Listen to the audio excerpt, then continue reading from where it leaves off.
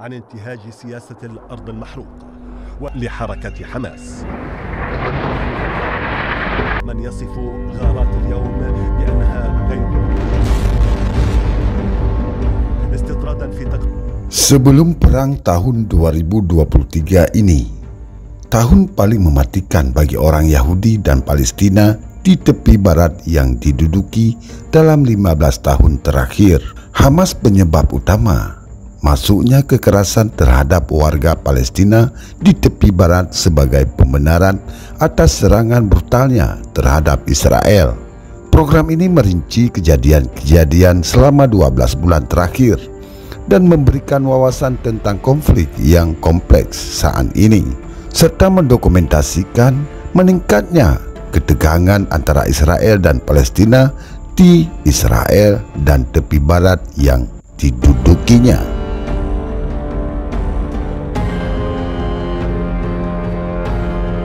Halo Santai Mania, ragam suku dan bangsa di berbagai belahan dunia. Jumpa lagi bersama saya, King Host Sisi Gelap Dunia. How are you?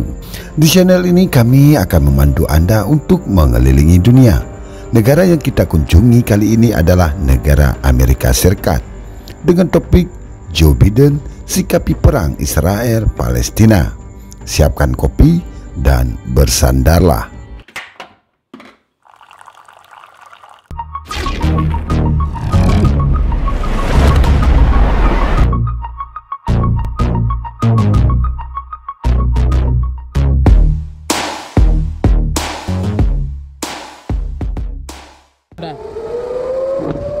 Sirens wail roll in to the sound of outgoing fire. On the horizon, warning of incoming rockets.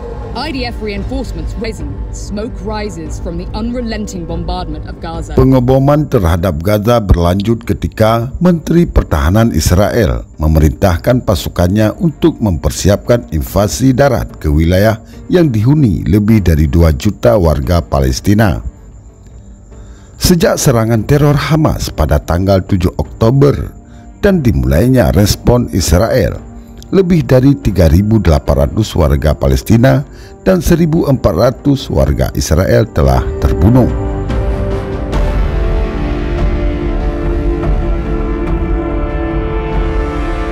Ada peningkatan permintaan dari banyak pemimpin di seluruh dunia untuk mengirimkan bantuan kemanusiaan ke Gaza, di mana pasokan makanan, air dan bahan bakar kini sangat terbatas.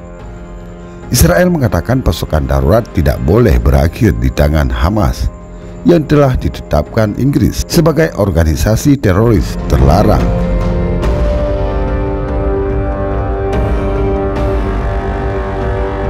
Pasukan Israel yang berkumpul di perbatasan dengan Gaza telah diberitahu untuk siap menyerang ketika IDF berkomitmen untuk melakukan serangan darat.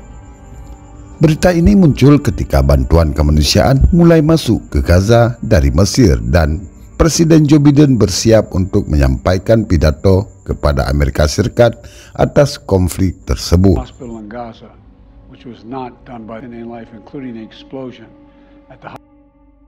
Presiden Joe Biden berpidato di depan PBB atau Perserikatan Bangsa-Bangsa pada Kamis malam setelah melakukan perjalanan ke Tel Aviv ketika konflik Israel-Hamas memasuki minggu kedua.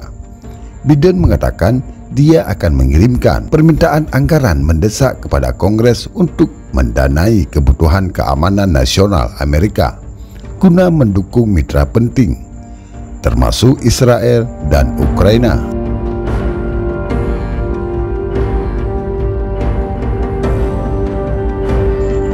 Perdana Menteri Israel Benjamin Netanyahu memperingatkan bahwa konflik Israel dengan kelompok militan Palestina Hamas bukanlah konflik jangka pendek.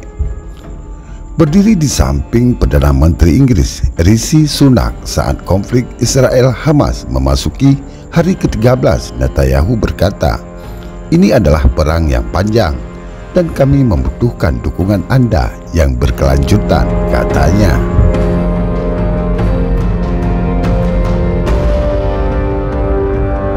Sementara itu, kelompok militan Palestina Hamas mengatakan serangan udara Israel di utara kota Gaza menewaskan kepala pasukan keamanan pimpinan Hamas.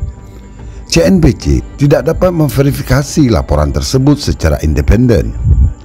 Biden dan Presiden Mesir Abdel Fattah el-Sisi mencapai kesepakatan untuk mengizinkan bantuan kemanusiaan masuk ke jalur Gaza.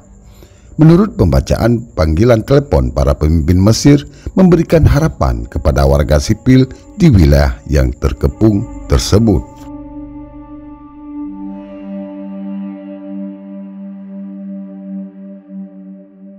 Departemen Luar Negeri Amerika Serikat juga mengeluarkan peringatan kehati-hatian di seluruh dunia yang meminta warga Amerika Serikat di luar negeri untuk lebih berhati-hati karena meningkatnya ketegangan di berbagai lokasi di seluruh dunia. Berita itu muncul ketika setidaknya 32 orang Amerika tewas dalam perang yang sedang berlangsung. Presiden Joe Biden berjanji untuk meminta pertanggungjawaban rezim Iran karena mendukung Rusia, Hamas, dan aktor jahat lainnya ketika Amerika Serikat berupaya mendukung Israel dan Ukraina di dua medan perang yang berbeda.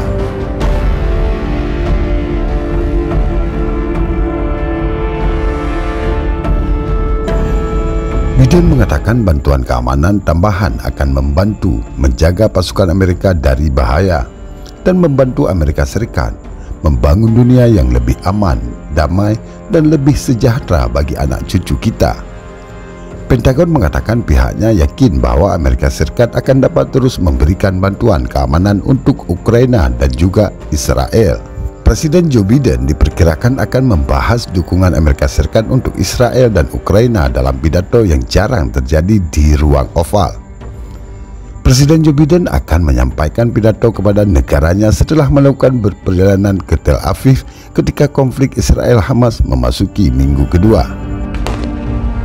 In this story, amid an atmosphere of palpable tension, will take you from Israel to the occupied West Bank in the lead up to this war. Dari apa yang telah kita ketahui dalam video ini, membuktikan bahwa Israel meminta pertolongan Amerika Serikat untuk membantunya memerangi Palestina. Bahkan mengajak semua negara di gedung PBB serta mengutuk negara-negara yang membantu warga Palestina. Sungguh keterlaluan.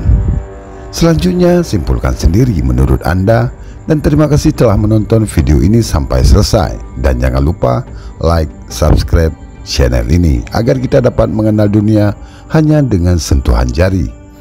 Selamat melaksanakan aktivitas dan sehat selalu. Bye-bye.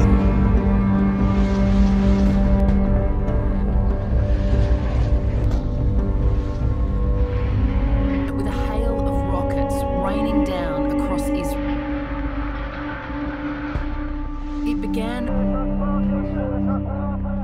on Gaza. It was on the occupied West Bank. Before the war started, Israel's focus wasn't on